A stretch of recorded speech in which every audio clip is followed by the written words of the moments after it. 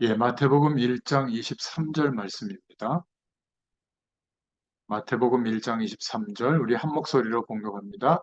보라, 보라, 처녀가 처녀가 잉태하여 잉태하여 아들을 아들을 낳을 낳을 것이요 그 그 이름은 이름은 임마누엘이라 임마누엘이라 하리라 하셨으니 이를 이를 번역한즉 번역한즉 하나님이 우리와 함께 계시나 하리라. 아멘. 예, 참된 왕이신 예수 그리스도라는 제목으로 오늘 마태복음을 정리해 보도록 하겠습니다. 복음을 먼저 받은 세대, 우리 1세대들, 부모 세대들이 붙잡고 다음 세대에게 무엇을 전달해야 될 것인가, 이런 관점으로 오늘 마태복음을 보려고 합니다. 좀 서론으로 생각해 볼 것은, 저와 여러분이 많은 문제들이 있지만 그 문제를 해결받을 수 있는 열쇠가 바로 예수 그리스도인 줄로 믿습니다. 도대체 예수 그리스도는 누구신가? 지금이 2023년도인데요. 그렇게 우리가 2023년 이렇게 말하는 것은 예수님이 이 땅에 출현하신 것을 기준으로 그 전을 BC, 그 다음에 예수님이 출현하신 것을 기점으로 AD, 그래서 2023년 이렇게 표현하는 겁니다. 이것은 예전에 프랑스에서 학자들이 모여가지고 그 모임에서 결정을 하는데 전 세계가 뭔가를 만나야 되고 어떤 기준이 필요하니까 세계에서 가장 영향을 입힌 인물을 과학적으로 검토해서 그 검토한 결과 예수 그리스도께서 가장 영향을 입힌 과학적인 증거를 다 동의를 해서 그래서 역사의 기준을 그리스도의 탄생을 기점으로 정한 겁니다. 도대체 이 예수 그리스도가 누구신가? 한 번도 전쟁을 일으킨 적도 없는데 세계의 많은 민족을 복음으로 정복한 예수 그리스도시죠. 또 특이한 사실은 글을 하나도 써서 남기지 않았는데 이 세상에 예수 그리스도에 대한 책이 가장 많아요. 한 번도 싸우지 않았는데 모든 나라의 왕들, 장군들을 합친 것보다 영향이 큽니다. 도대체 이분이 누구신가? 왜 예수님의 이름으로 기도하면 귀신의 세력이 쫓겨나는가? 여러분 기도할 때 날짜를 적어놓고 한번 기도해 보세요. 정말 예수님의 이름으로 기도한 것은 반드시 응답이 오게 되어 있습니다. 그렇죠? 그거 한 장 주십시오. 또 우리 가문의 흑암 세력은 예수님의 이름으로 떠날지어다. 이렇게 한 번만 기도해도 분명히 어느 날 응답이 와 있습니다. 예수님이 누구시다. 이거를 말한 것이 복음서거든요. 마태, 마가, 누가, 요한 이 네 명의 사도들이 예수님이 하신 그리스도의 일을 말씀하고 있잖아요. 그래서 마태라고 하는 사람이 썼기 때문에 오늘 읽었던 성경이 마태복음이라고 합니다. 누구에게 썼냐면 유대인에게 먼저 썼어요. 유대인들이 처음에는 예수님을 잘 몰랐어요. 그냥 자기네들의 민족 종교, 우리 민족을 위한 하나님으로만 섬기던 유대교. 그러니까 모든 민족을 위한 메시아가 오신다. 그렇게 생각하지 않고 다른 민족은 멸망시킬 메시아라고 생각했거든요. 완전히 다르죠. 그런데 예수님이 누구인가를 마태가 어, 유대인들에게 먼저 설명한 책이 마태복음이다. 이렇게 이해하시면 되겠습니다. 여러분, 우리가 예수님을 믿게 되고 예수님께서 이제는 거룩한 영 성령으로 우리와 함께 계시는데 혹시 길을 가다가도 악한 영을 만났거나 악한 영을 모시고 있는 사람들이 저와 여러분의 얼굴을 제대로 못 쳐다봐요. 아실런가 모르겠습니다. 흑암 세력이 예수님의 이름 앞에 벌벌 떱니다. 이 예수님 얘기만 계속하면 별로 재미없는 것 같은데 시간이 지나서 우리 인생을 돌이켜보면 모든 것이 응답되어 옵니다. 그런데 율법 얘기를 계속하면 삶은 이렇게 살아야 되고 뜻대로 살아야 되고 잘 살아야 되고 이런 얘기를 계속하면 맞는 얘기거든요. 근데 나중에 시간이 많이 지나서 돌이켜보면 다 망해 있어요. 이렇게 복음 중심으로 예수님이 그리스도라고 하는 중심으로 하나님의 말씀을 보는 것이 너무 중요한 겁니다. 도대체 예수 그리스도는 누구신가? 이 부분에 대해서 마태복음에서는 예수 그리스도는 왕이시다. 그냥 왕이 아니라 참된 왕이시다. 이렇게 말씀하고 있는 겁니다. 그 다음 성경인 마가복음에서는 마가는 예수님은 종으로 오셨다. 우리를 섬기러 오셨다. 똑같은 얘기인데 예수님이 하신 그리스도의 일을 이렇게 각도를 다르게 설명했죠. 누가복음에서는 예수님은 사람의 몸을 입고 육신으로 이 땅에 오셨기 때문에 인자라는 표현을 합니다. 그게 누가복음이고요. 요한복음에서는 예수님은 곧 하나님이시다. 이렇게 또 말씀하고 있어요. 태초에 말씀이 계셨으니 그가 곧 하나님이시니라. 이렇게 나오고 있거든요. 네 가지 각도로 본 거거든요. 예수님이 도대체 누구신가? 최고로 높으신 만왕의 왕이다. 그리고 종의 형상으로 오셨다. 그리고 하나님이시면서 인간이시다. 이게 사복음서라고 합니다. 마태, 마가, 누가, 요한복음이라고 하죠. 그래서 복음서라고 복음자를 붙인 성경은 마태복음, 마가복음, 누가복음, 요한복음 네 권이에요. 그리고 예수님을 같이 설명했다고 해서 공통적으로 봤다. 공관복음서라고도 합니다. 오늘 예수님이 누구시냐? 그냥 왕이 아니라 참된 왕이다. 이렇게 말씀하고 있는 성경이 마태복음이라고 보시면 되겠습니다.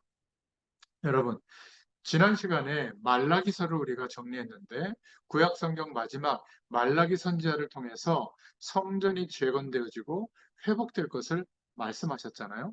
그런데 말라기서 이후에 마태복음까지 기록될 때까지 약 400년의 시간 동안 아무 기록이 없어요. 그러니까 말라기서 이후에 400년 만에 마태복음이 등장한 겁니다. 그러면 400년 동안 하나님은 아무 일도 하지 않으셨느냐? 아니에요. 역사를 바꾸셔서 메시아, 예수님이 오셔서 이제 그리스도의 일을 완성할 수 있는 토대를 준비하신 겁니다.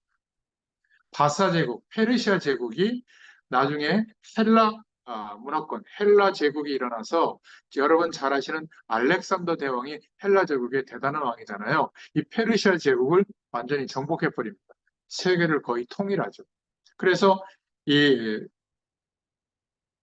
헬라 제국을 형성한 이 임금이 이제 쉽게 말하면 아람어, 히브리어 되어 있던 성경이 이 헬라 문화권으로 전파되려면 말이 안 맞잖아요.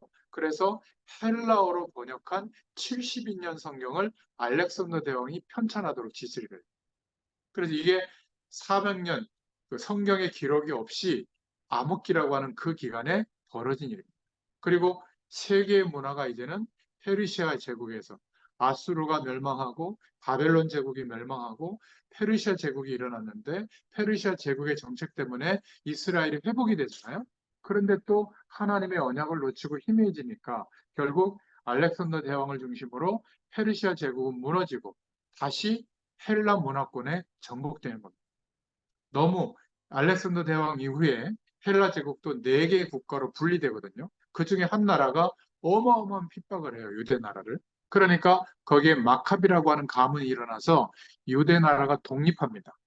그러다가 나중에 이제 로마 제국이 일어나서 여러분 로마 배경을 아시잖아요. 로마가 세계를 통일하면서 로마 제국 밑에 식민지가 되죠. 복속이 돼요. 그래서 예수님이 오실 수 있는 배경을 마련했고 전 세계가 이제는 헬라어로 언어가 통일이 되고 또 로마로 향할 수 있는 길이 뚫려요, 도로가. 그래서 복음이 그 당시에 땅끝까지 전파될 수 있는 기반이 확립되어져 있는 겁니다. 또 이제는 이제 중동 지역이라고 하죠. 아시아 지역에서 이제는 유럽 지역으로 세계의 중심이 옮겨져 있는 상태가 된 겁니다. 그때 예수님이 이 땅에 오셔서 그리스도의를 이루시고 그 축복을 지켜본 제자들이 말씀을 기록한 내용이 첫 번째가 마태복음입니다. 그래서 오늘 본론의 첫 번째로 참된 왕이 탄생하셨다. 마태복음 1장 19절부터 23절에 말씀하고 있습니다. 성경에 나타난 참된 왕에 대해서 예언하고 있는데 창세기 3장 15절에 여인의 후손이 나타나서 뱀의 머리를 상하게 할 것이다. 남자의 씨를 받고 태어난 남자의 후손은 원죄 아래 출생하는 거죠. 하나님을 떠나서 출생했기 때문에 그 사람의 죽음과 희생이 다른 사람의 죄를 사할 수 있는 죽음이 안 돼요. 그래서 동정녀 마리아에게 나실 여자의 후손을 말씀하고 있고, 그 여자의 후손이 오면 뱀 속에 들어가서 역사했던 사단의 머리를 완전히 무너뜨릴 것이다. 이 오실 메시아 참된 왕을 예언했고요. 어마어마한 말이죠. 예수님께서 오셔서 죽으시고 부활하신 그 그리스도의 일 때문에 사단의 권세가 깨트려질 것이다. 그 말이에요. 사단의 권세, 귀신의 권세를 깨트릴 수 있는 일은 예수님만 할 수 있는 것이죠. 그리스도만 할 수 있는 겁니다. 그래서 출애굽기 3장 18절에 희생제물, 피 뿌리는 제단에 살아있는 짐승을 잡아서 피 뿌리는 예배를 드리게 한 겁니다. 번제라고 하는데, 오실 메시아, 예수님이 십자가에서 죽으시고 부활하시면서 하나님 만나는 길을 여시고 모든 죄와 저주의 권세를 무너뜨리시고 그리고 사단의 권세를 무너뜨리니라 하는 메시아의 일을 기억하게 하기 위해서 번제를 드리게 한 겁니다. 그래서 애굽에 430년 동안 노예 생활하고 있을 때 피 뿌리는 예배의 약속을 붙잡았을 때 출애굽, 애굽에서 해방되게 하신 내용이 출애굽기서의 내용이잖아요. 또 하나님의 약속을 놓쳐서 거의 2000년의 시간이 흘러갔을 때 바벨론에 포로되어 갔을 때 그 대제국 바벨론 포로에서 언제 해방되어졌죠? 이사야서 7장 14절에 처녀가 잉태아들을 낳을 것인데 그 이름을 임마누엘이라 하라. 하나님이 우리와 함께 계시다는 뜻이거든요. 그러니까 하나님이 이 땅에 참된 왕을 보낼 것, 그리스도를 보낼 것을 예언한 성경 구절의 핵심 구절들이에요. 그래서 창세기 3장 15절, 출애굽기 3장 18절, 이사야서 7장 14절에 주인공이 오셨다 그 말이에요. 그냥 왕이 아니라 거짓으로 이 세상에 왕 노릇하는 사단의 권세를 깨뜨리신 왕이시다. 구약에 그렇게 기다리던 메시아가 오셨다. 신약에 말하던 그 그리스도가 바로 예수님이다. 그것을 말하고 있는 겁니다. 그래서 참된 왕이 오셨다. 이것을 말씀하고 있는 것이 마태복음입니다. 두 번째로 이 예수님은 실제로 왕족이었죠. 마태복음 1장 1절에 보면 아브라함과 다윗의 자손 예수 그리스도의 세계라. 그러면서 마태복음 1장 1절부터 6절에 보면 그냥 들어만 보세요. 족보인데 족보가 나옵니다. 아브라함, 이삭, 야곱, 유다, 베레스, 헤스론, 람, 아미나답, 나손, 살몬, 보아스, 오벳, 이세, 다윗까지. 그리고 마태복음 1장 7절부터 11절에 다윗부터 다윗, 솔로몬, 르호보암, 아비야, 아사, 여호사밧, 요람, 우시야, 요담, 아하스, 히스기야, 므낫세, 아몬, 요시야, 여고냐까지. 그리고 마태복음 1장 12절부터 17절에 여고냐, 스알디엘, 수룹바벨, 아비훗, 엘리야김, 아소르, 사독, 아킴, 엘리웃, 엘르아살, mattan, 야곱, 그 다음에 요셉. 요셉 이후에 예수님이 출생하게 되는 겁니다. 그래서 이 예수님의 족보를 보면 도저히 메시아의 족보 속에 들어올 수 없는 사람들이 들어왔죠. 그죠? 다말의 몸을 통해서 나온 아들도 있고, 또 기생 라합을 통해서 나온 아들도 있고, 또 이방 여인 룻을 통해서 낳은 아들도 있고요. 그리고 우리아의 아내, 그죠? 그 아내를 통해서 나온 또 솔로몬도 들어와 있잖아요. 이렇게 하나님의 약속이 메시아의 약속을 붙잡은 후대들을 통해서 결국 물론 예수님은 동정녀 마리아에게서 성령으로 잉태되어졌지만 마리아의 남편 아리마대 요셉까지 예수님의 족보를 말하고 있습니다. 그러나 더 중요한 것은 참된 왕으로 오셨다. 그래서 마태복음은 동정녀 탄생을 강조하고 있죠. 마태복음 1장 19절부터 23절에 왜 동정녀냐? 사람의 아들, 남자의 후손으로 오면 원죄 아래서 출생했기 때문에 구세주가 될 수가 없잖아요. 사람을 구원할 수 없기 때문에 하나님이 우리와 함께 할 수 있는 길을 여시기 위해서 동정녀 마리아에게 성령으로 잉태되어져 오셨다.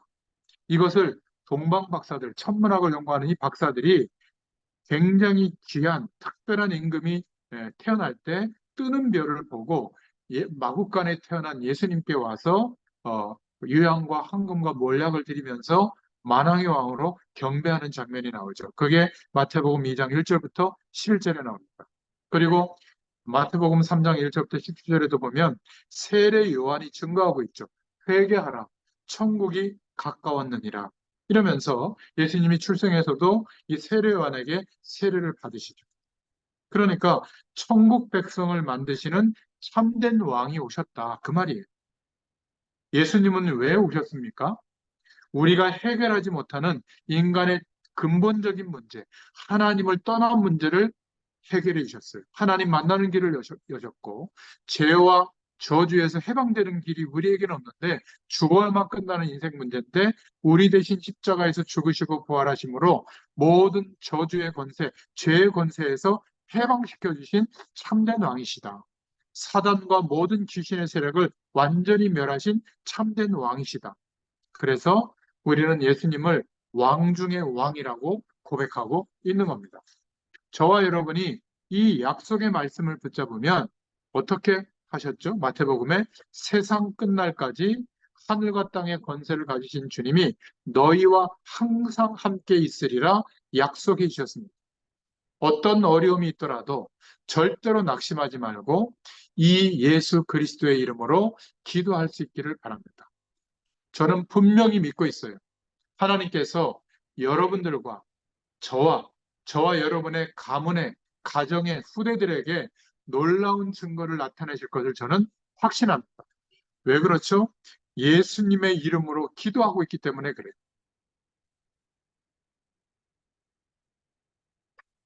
예수 이름을 붙잡고 기도하면 하나님이 우리와 함께 하시는 임마누엘의 축복이 회복됩니다.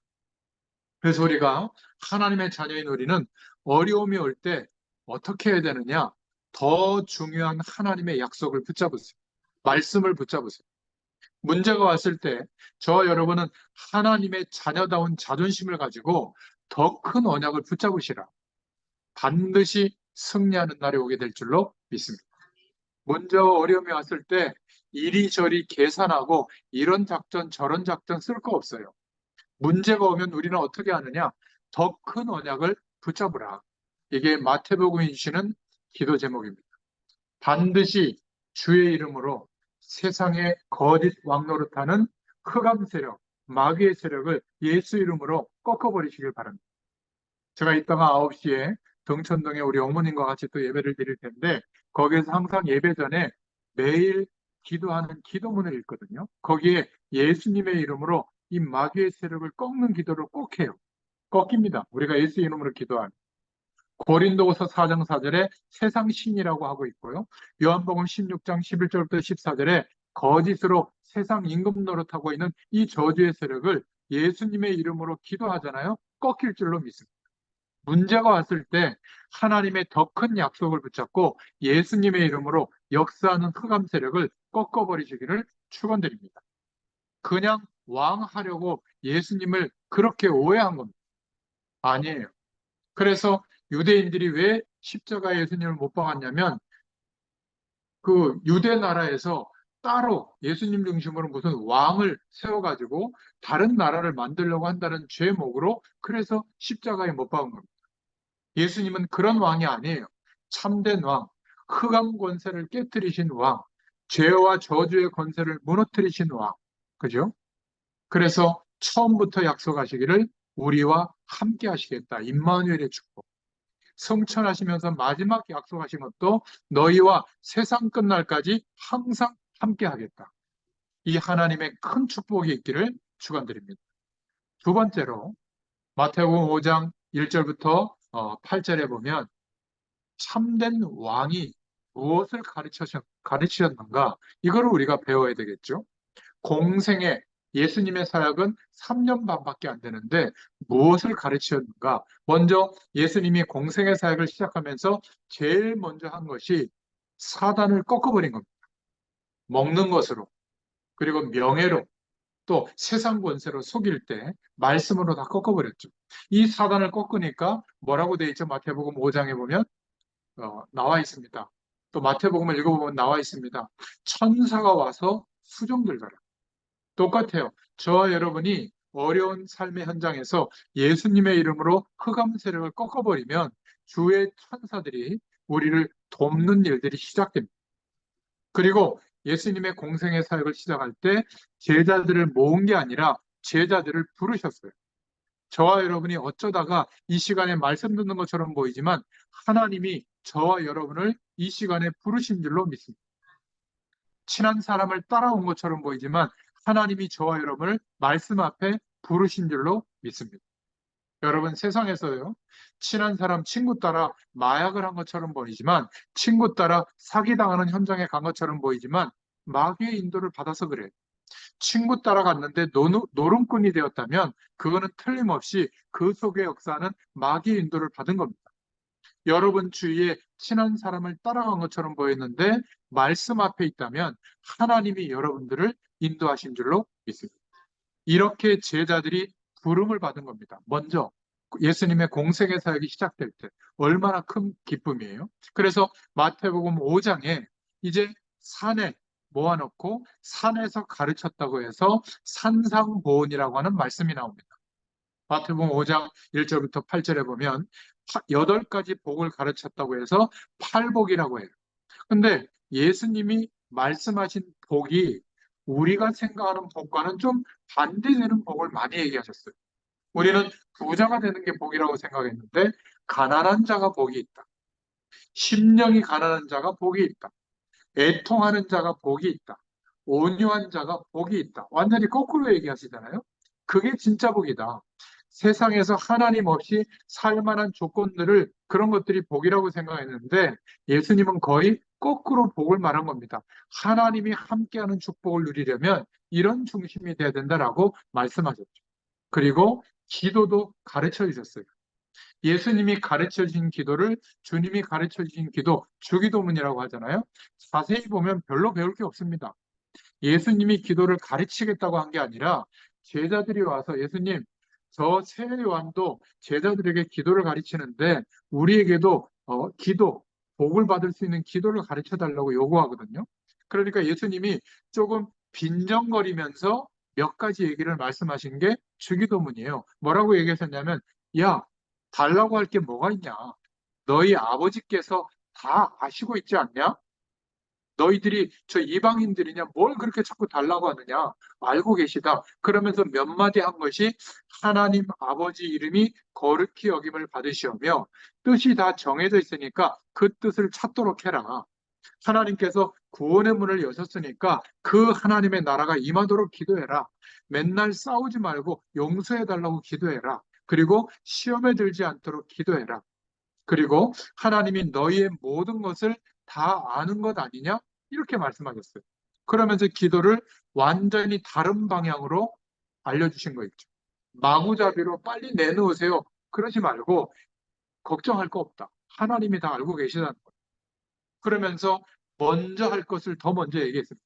마태복음 5장 24절에 보면 너희는 형제와 먼저 화목하고 와서 예배를 해라. 그러면 예배가 회복될 것이다.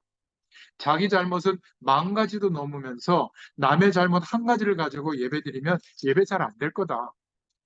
우리의 과거는 어마어마하게 더러운데 하나님의 용서를 받고 구원을 받았는데도 남 실수한 거 그 몇 가지 가지고 아주 괴롭히고 그런 사람은 또 하나님 앞에 와서는 아버지요 주여 하고 기도하면 되겠냐? 안 된다는 거예요. 가서 화목하고 와서 예배해라. 그러면서 먼저라는 단어를 쓰였습니다. 막 싸움하고 기도해서 되겠냐? 너희는 먼저 그의 나라와 그의 의를 구해라. 그리하면 이 모든 것을 너희에게 더할 것이다. 하나님의 나라가 임하고 하나님의 의를 구하고 전도, 복음이라면 다 하나님께서 허락하시는 축복 속에 있다. 마태복음 7장 5절에는 그래서 내 눈에 있는 들보부터 먼저 뽑아라. 형제 눈에 있는 티끌을 보려고 하지 말고. 우리 눈에는 아무것도 아닌 것처럼 보이지만 예수님께서는 굉장히 중요한 하나님의 축복의 통로를 말씀으로 가르쳐 주신 겁니다. 이게 마태복음에 나오는 거예요. 이것이 예수님의 공생의 3년의 전반부의 가르침입니다. 그러면서 기도할 것을 말씀하셨죠. 그냥 불신자 같은 뭘 내놓으라고 하는 기도가 아니라 중요한 몇 가지를 발견하면 중요한 응답을 받게 될 것이다. 참된 왕으로서의 모습을 보여주셨습니다. 단순한 가르침이 아니죠. 불치병도 고치시고 귀신 들린 자, 중풍병자를 고치시고 바다도 잔잔케 하시고 참된 왕이신 하나님이심을 말씀으로 또 삶으로 보여주신 겁니다. 그리고 천국 비유를 또 말씀하셨죠. 참된 왕의 가르침인데 우리가 주의 일을 감당할 때 열매가 나지 않는 것처럼 보이지만 그런 것이 아니다. 복음의 씨앗이 좋은 땅에 떨어지면 아무것도 아닌 것 같아도 30배, 60배, 100배의 열매를 맺는 줄로 믿습니다. 여러분이 진짜 복음이라면 겨자씨만한 그 어, 믿음이 심겨져도 나중에 모든 사람들이 쉴 수 있는 큰 나무가 된다. 또 밀가루 안에 누룩처럼 퍼지게 된다. 복음은 생명이기 때문에 그렇잖아요. 저와 여러분이 밭에서 일하는 그냥 일꾼 농부처럼 보이지만 그 밭 밑에 보화가 깔려 있는 것을 알고 있는 농부처럼 또 그냥 보따리 들고 장사하는 것 같지만 모든 것을 팔아서 값진 진주를 구하려고 하는 그런 장사들처럼 어떤 것은 안 되는 것처럼 보이지만 필요 없는 것들은 버리고 필요한 것을 취하는 어부처럼 어부는 자기가 잡는 물고기만 취하고 나머지는 버리잖아요. 이런 비유를 참된 왕이신 예수님께서 마태복음을 통해서 가르쳐 주신 겁니다. 실제로는 우리가 자꾸 포기하는데 포기만 하지 않으면 하나님의 응답을 보게 될 줄로 믿습니다. 우리는 자꾸 좀 안 되면 낙망하지만 그러면 하나님의 응답이 왔는데 영적인 눈이 열려지지 않아서 안 보이는 거예요. 저와 여러분은 어떤 경우도 낙심하지 마시고 하나님의 언약, 말씀의 언약을 붙잡을 수 있기를 축원드립니다. 이것이 참된 왕으로 오신 그리스도를 만난 자의 축복이에요. 저는 그런 경험을 좀 많이 했습니다. 안 되는 여러 가지 상황에서 하나님의 말씀을 믿음으로 붙잡고 견뎠는데 시간이 지나가 보니까 진짜 하나님의 응답이 왔어요. 저는 제 약점과 안 좋은 것이 많은데 지금은 그런 것들 때문에 하나님을 바라보다가 더 큰 응답이 제게 오게 된 겁니다. 설명을 여러분들에게 다 할 수가 없어요. 심지어 큰 실수도 몇 가지 했는데 그런 것조차도 합쳐서 하나님의 큰 응답의 통로가 된 줄로 믿으시길 바랍니다.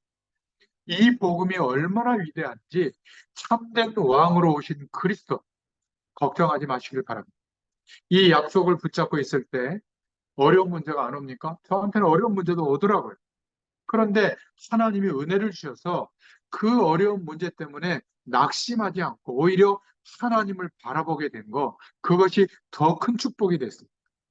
과연 왕 대신 그리스도께서는 우리의 모든 문제를 해결하신 것이 확실합니다.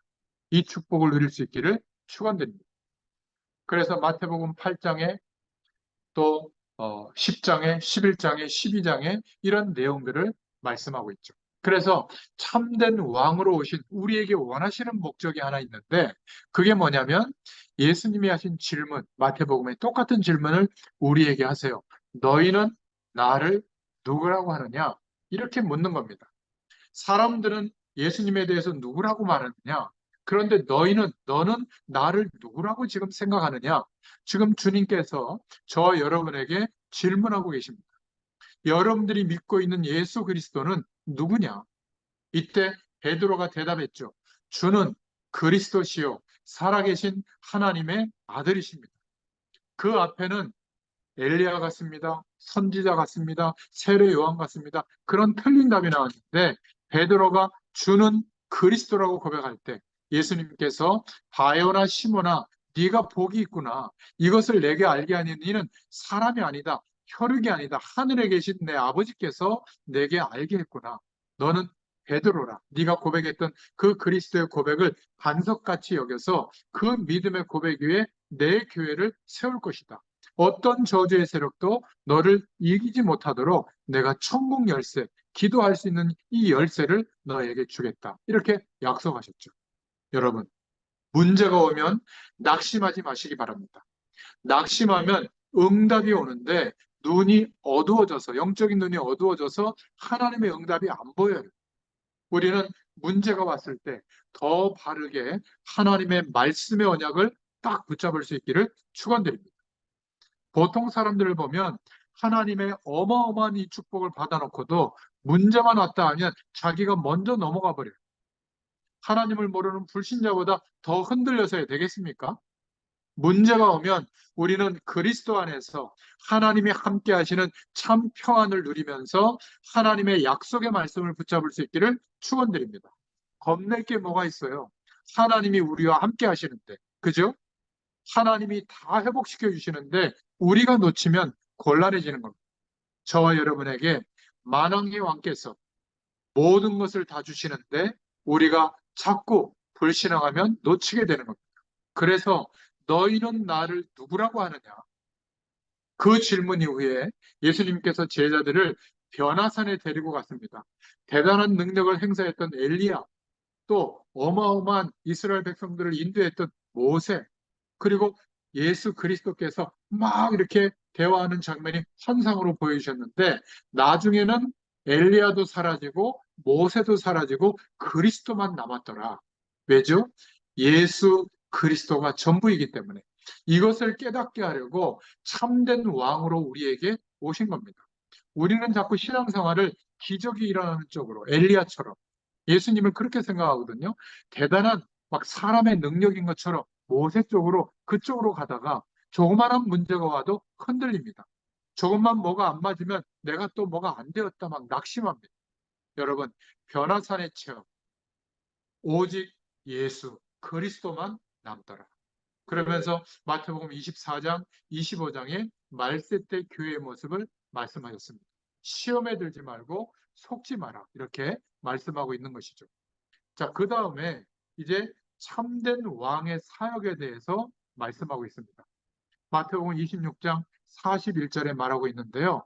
참된 왕으로 오셔서 무슨 사역을 하셨는가? 그 그리스도의 사역은 예언된 것이죠. 고난을 받으신 겁니다. 어떤 사람들은 예수님이 고난 받으시고 십자가에서 죽으신 그것 때문에 우리도 고난의 길을 가야 된다. 여러분, 그거는 잘못 이해한 겁니다.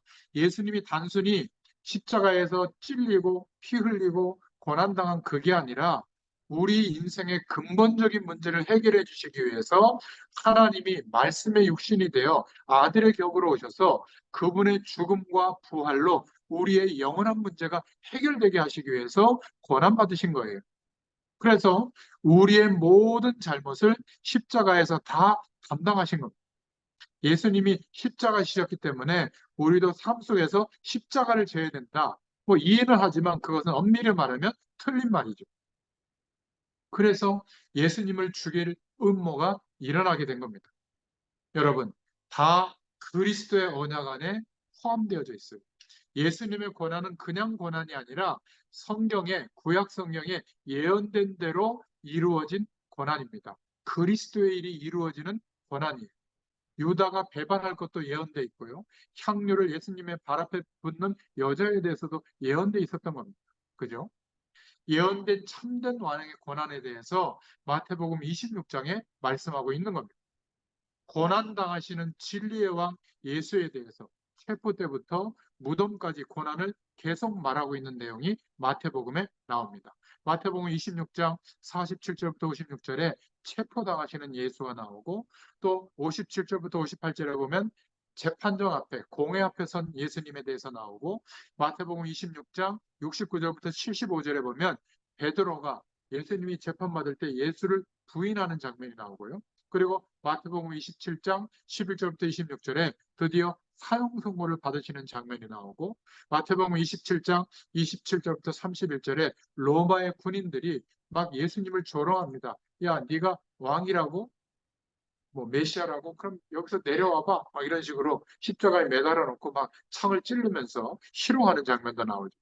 마태복음 27장 32절부터 56절에는 드디어 처형당하시는 예수가 나오고 마태복음 27장 57절부터 66절에는 무덤 속에 장사된 예수님의 모습이 나옵니다.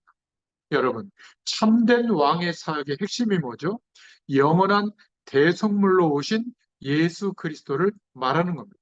이미 우리의 모든 죄를 위해서 죽으실 대성물로 오실 것이 예언되어져 있죠.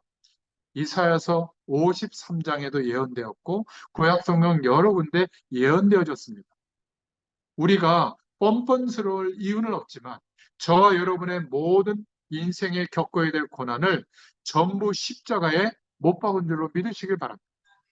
지옥과 저주의 권세를 받아야 될 그 모든 것을 예수 그리스도께서 감당하시고 죽으시고 부활하심으로 그리스도께서 죄와 저주의 권세를 완전히 꺾으셨습니다.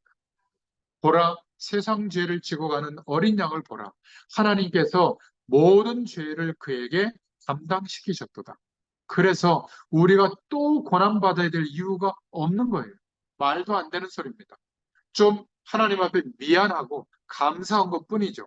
끝났어요. 와 있는 문제 속에는 하나님의 중요한 계획이 있는 겁니다. 그 문제를 해결하기 위해서 막 발버둥 치지 말고 더 중요한 큰 하나님의 약속을 허락해 달라고, 말씀을 허락해 달라고 기도하면서 기다려 보세요.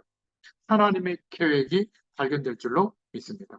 잠깐 고난이 오지만 그 뒤에 하나님의 더 큰 응답이 있다는 것을 깨달을 수 있기를 축원드립니다.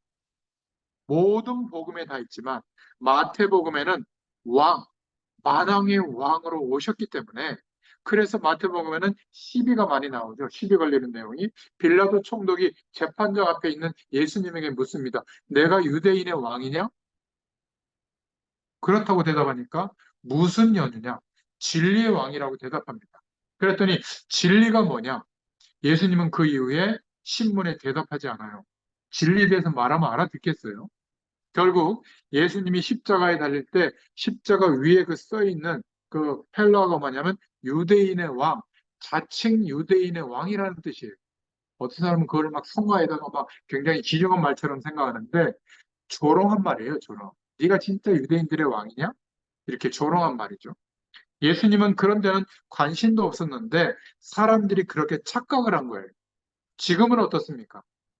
예수님이 그리스도 되어 주신 이유는 인간의 근본적인 문제를 해결하게 하시고 하나님을 만나는 길을 여시고 죄와 저주에서 해방되게 하시고 이제는 생명을 얻고 영원한 하나님과 함께하는 축복을 누리도록 한 건데, 여전히 육신적인 복만 기대하고 있다면, 고난 속에 빠져서 물질적인 것, 세상적인 것 때문에 늘 고민하고 있다면 유대인들과 똑같은 고민을 하고 있는 거죠. 다 끝났는데 아직 안 끝났다고 생각하고 있는 겁니다.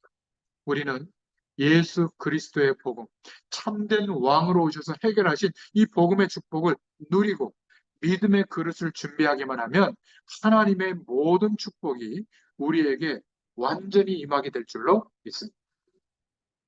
그 다음 기도 제목입니다. 참된 왕의 승리에 대해서 말씀하고 있죠. 주님은 부활하셨다. 성경대로 죽으시고 성경대로 부활하셨다. 얼마나 놀라운 일인지 이거는 믿을 수 없잖아요. 어떻게 사람이 죽었다가 다시 부활할 수 있습니까? 그런데 예수님의 부활은 죽기 전에, 심판받기 전에 소문나기 시작했죠. 성경에 예언돼 있었어요. 하나님의 아들이라는 증거로 부활할 것이다. 믿을 수 없는 내용 아니에요? 만약 그렇다면 자기들이 엄청난 실수를 저지르는 거니까 로마에서 파견된 빌라도의 명으로 파수꾼으로 무덤을 지킨 겁니다. 그러니까 재판관과 관원들이 두려워, 사실은 두려움 때문에 파수꾼을 세운 거죠. 그러니까 예수님께서 죽음에서 부활해서 무덤을 나간 거, 도대체 이게 어떻게 될 수 있는가 믿을 수가 없는 거 아니에요? 그리고 막 소동이 일어날까 봐 겁먹은 거죠. 그래서 만들어낸 게 시체를 훔쳐갔다. 도난설이 있었고요. 그 당시에. 그래도 예수님의 부활을 목격한 사람들이 자꾸자꾸 늘어나니까, 예수님이 여러 군데 나타나니까 에이 그게 무슨 거짓말이지, 환상을 받겠지 하도 기대하다 보니까 환상설. 그런데 진짜 살아나서 역사하고 계시거든요. 그러니까 이들이 변명으로 거짓말해서 만든 이론이 있는데 마지막 것은 진짜로 봤다는 반증이 되죠. 우리가 덜 죽였구나. 확실하게 못 죽였기 때문에 기절했다가 다시 깨어났거나 기절설 이렇게 말하는 거. 참 안타깝죠. 그죠? 예수님의 부활을 목격한 사람들, 누가 목격했죠? 먼저 지키던 군병들이 목격했고요. 마태복음 28장 11절부터 15절을 보니까 또 막달라 마리아와 다른 마리아가 목격했죠. 28장 1절에. 그러면서 천사가 출연하면서 부활하신 주님을 찬양하는 그런 장면, 그 소식을 전달하는 장면이 나오게 됩니다. 부활하신 예수 그리스도께서 무슨 말씀을 우리에게 주셨죠? 하늘과 땅의 모든 권세를 내게 주셨다. 그러므로 너희는 가서 모든 족속으로 제자 삼아라. 세상 끝날까지 너희와 항상 함께 있으리라. 지금도 성령으로 우리와 함께 이 자리에, 여러분 현장에, 여러분이 움직이는 모든 것에 하나님의 말씀의 언약을 성취하시는 일을 성령으로 역사하시는 줄로 믿습니다. 그래서 지금도 예수 그리스도의 사역은 성취되고 있는 겁니다. 이스라엘의 멸망을 말씀하셨고 그 복음이 세계화되도록 하셨죠. 그러니까 구약의 유대인들이 붙잡았던, 이스라엘 백성들이 붙잡았던 그 내용은 유대교 안에서밖에 통용이 안 됐어요. 세계 복음화 될 수 있는 기반이 안 됐기 때문에 말라기서 이후에 400년 동안 하나님이 역사를 움직여 가지고 세계화 될 수 있는, 그리스도께서 오시면 세계 모든 사람의 그리스도가 되어야 되잖아요. 그래서 언어도 통일하고 길도 로마가 닦아놓고 전 세계 문화를 바꿔놓은 겁니다. 250년 동안 결국 로마가 복음으로 바뀌어지게 되죠. 국교로 선포할 만큼. 그리고 나서는 유럽이 복음화되고 땅끝까지 복음화될 수 있는 세계복음화의 길을 여신 줄로 믿습니다. 오늘 낙심하지 말고 왕 되신 그리스도의 언약을 붙잡을 수 있기를 축원드립니다. 낙심하고 기다리면 하나님의 응답을 못 받는 게 아니에요. 응답은 오는데 모를 뿐이에요. 안타까운 거죠. 인생의 시간이 많이 지나고 나서야 알게 될 뿐이에요. 낙심될 일이 생긴다면 우리는 더 큰 말씀의 언약을 붙잡을 수 있기를 축원드립니다. 그것이 하나님의 뜻이에요. 그리고 기다리고 있으면, 견디고 있으면 하나님의 응답이 정확하게 보이게 될 줄로 믿습니다. 세상 끝날까지 너희와 항상 함께 있으리라. 그래서 오늘 결론입니다. 복음을 먼저 받은 1세대인 우리가 다음 세대에게 꼭 해줘야 될 일이 있어요. 우리 후대들은, 또 우리의 아직 어린 후대들은 거의 자라면서 상처를 다 가지고 있습니다. 이유가 있든 없든 상처를 가지고 있는데 가정에서 주로 많이 생기거든요. 부부 싸움을 할 때는 부부는 이유가 있잖아요. 뭐 때문에 싸우는지. 근데 그 안에 있는 자녀들은 이유를 모르고 상처를 받아요. 그러니까 이유를 모르기 때문에 더 상처가 되는 거거든요. 왜 이럴까 우리 집은. 이것을 못 풀어주면 평생 영적 문제가 파고들 수 있는 통로가 됩니다. 똑똑하고 아주 훌륭한 엘리트들이 자녀들에게 상처가 생기게. 왜냐하면 자기들은 열심히 살아서 사회에 굉장한 부를 이루고 사회적 위치에 도달했기 때문에 너는 더 열심히 하라고 막 누르거든요. 옥박질러요. 그 아이가 그런 능력이 안 되는 아이일 수도 있는데 그러면 어떻게 될까요? 상처가 됩니다. 평생 눌려서 살게 되거든요. 그게 영적 문제가 되면 자기 힘으로 감당할 수 없는 인생이 돼요. 결국 저와 여러분의 후대들에게 영적인 문제로 걸려들게 되는데 이거를 풀어줘야 돼요. 아이들은 상상 외의 상처를 갖고 있기도 합니다. 부모님 내에 말하지 않은 특별한 사건이나 경험을 한 것, 그것 때문에 오는 상처도 있거든요. 이런 것들을 안 풀어주면 앞으로 큰 영적인 어려움을 겪게 됩니다. 특히 가정에 불화가 있다고 하는 것은 후대들에게 상처가 되죠. 이런 상처는 학교에서 받은 거, 친구에게서 받은 것들은 시간이 지나면 없어지는데 집안에서 받은 것들은 거의 없어질 수가 없어요. 안 없어집니다. 그래서 조금 똑똑하거나 영적으로 이런 사실을 이해한 믿음의 선배들이, 지도자나 선생님들이 바르게 풀어줘야 됩니다. 여러분, 부모가 부부끼리 화목하면 좋지만 화목할 수 있는 건 두 종류가 될 때 가능하거든요. 둘 다 수준이 아주 높거나 둘 다 수준이 아주 낮거나 하면 화목해집니다. 영적 수준이 높거나 아니면 세상적인 수준만 가득 차서 영적으로는 수준이 낮은 거죠. 그냥 맨날 캠핑 가고 놀러 가고 먹을 것 찾으러 가고 이러면 화목해질 수도 있어요. 그런데 망하죠. 둘 다 사도행전에 나오는 아나니아 삽비라처럼 속이는 일에 앞장서면 어떻게 되죠? 다 죽는 거예요. 성경에 제일 화목했던 부부가 아나니아 삽비라입니다. 남편이 속일 때 아내도 같이 속이는 거거든요. 남편이 속이면 어떻게 되겠어요? 하나님의 말씀 앞에서 속이면 싸워야죠, 그때. 그래서 하나님이 너희 부모님에게 싸움을 준 거다. 왜? 세상 배경이 전부가 아니라는 것을 알게 되도록 힘든 상황을 하나님이 허락해서 하나님의 말씀이 임할 때 그 말씀을 붙잡도록 한 거다. 그거 아니고는 부모님이 그렇게 다투고 아직까지 힘들게 한 거 이해 못 하는 거예요. 복음 안에서 우리 후대들이, 다음 세대들이 가정에서 있었던 상처가 이해되잖아요. 그러면 용서도 되고 오히려 부모님들을 위해서, 가정을 위해서 기도하게 됩니다. 여러분, 살아가다가 이 문제가 해결이 안 되면 똑같은 사람, 똑같은 환경이 조성이 될 상황이 오거든요. 그때는 못 견디는 겁니다. 막 트라우마가 생기는 거죠. 결혼해 보면 더 어려워요. 이런 것들이 우리 먼저 복음받은 세대들이 꼭 말씀을 주고 알려줘야 될 내용인 줄로 믿습니다. 두 번째, 부모님들만 도와줄 수 있는 것이 있어요. 우리 후대들에게. 아이들하고 좀 떨어져 있어도 괜찮습니다. 꼭 도와줄 수 있는 게 뭐냐면 틈을 주지 말라는 거예요. 그런데 이 틈을 주지 말라고 하니까 막 간섭하는 건데 간섭하지 말고 틈을 주지 마시라. 이상한 부모님은 어마어마하게 요만한 것도 다 간섭하고 있는데 영적으로는 틈을 줘요. 같이 성형수술하러 다니고 같이 쇼핑하러 다니고 같이 놀러 다니고 뭐 요만한 잔소리까지 다 하는데 영적으로 하나님을 바라볼 수 없는 틈을 자꾸 줘요. 허무해지는 틈을 주는 거죠. 그때 이성에 빠지거나 그때 쾌락에 빠지거나 그때 성공 조건에 빠지거나 이러면 우리의 심령 안에 다른 기준이 사로잡히게 되거든요. 절대로 빠져나가지지 않습니다. 어른이 되고 나면. 간섭하지 말고 뒤로 틈을 주지 마시라. 그래서 영적으로 기도의 배경이 되어줄 수 있기를 바랍니다. 흑암 세력을 꺾어주시고 문화로 생각으로 파고드는 저주의 세력을 예수님의 이름으로 결박해 주시고 우리가 무엇을 중심으로 살아가는지 삶의 기준을 보여줘야 될 줄로 믿습니다. 한참 크는 후대들에게 틈이 생겨서 그것을 메꿔야 살 수 있잖아요. 그것을 메꾸는 노력을 하다가 그게 들어가 버리면 뽑아 나와지지가 않아요.